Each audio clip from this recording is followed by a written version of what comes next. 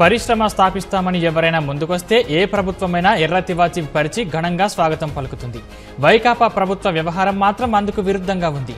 వసూళ్లు మామూళ్లు అంటూ నేతలు మేత కోసం వెంట పడుతుండటంతో కాలు పెట్టిన కంపెనీలు కూడా పరారైపోతున్నాయి. వాళ్ళు పోవడం కాదు, ప్రభుత్వం పొమ్మంటోంది. బాబు దండం పెట్టి మీరు కంట్రోల్ చేయలేనివి ఏమనుంటే ఇక్కడ వద్దు. వైకాపా సర్కారు ఏపీ నుంచే సాగనంపిన లూలు సంస్థకు పొరుగు రాష్ట్రాలు రెడ్ కార్పెట్ స్వాగతం పలుకుతున్నాయి. నిన్న తమిళనాడు, నేడు తెలంగాణ, అంతకుముందే ఉత్తరప్రదేశ్, కేరళ, బెంగళూరు, చివరకు జమ్మూ కాశ్మీర్లోనూ అంతర్జాతీయ దిగ్గజం లూలు అడుగు పెడుతోంది. మరి ఇక్కడ తీరా చూస్తే ఒకదాని తర్వాత ఒకటి వెళ్ళిపోతా ఉన్నాయి, రావడం కాదు ఎక్కబోతా ఉన్నాయి.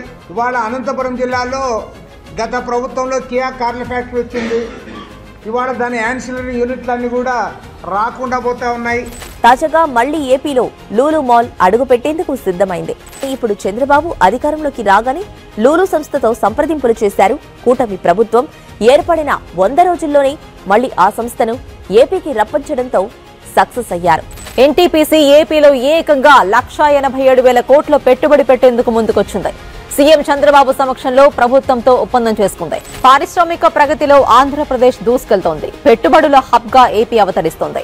నియోజకవర్గానికో ఇండస్ట్రియల్ పార్కే టార్గెట్ గా 5 ఏళ్లలో 20 లక్షల ఉద్యోగాలు కల్పనే లక్ష్యంగా కూటమి ప్రభుత్వం దూసుకెళ్తోంది.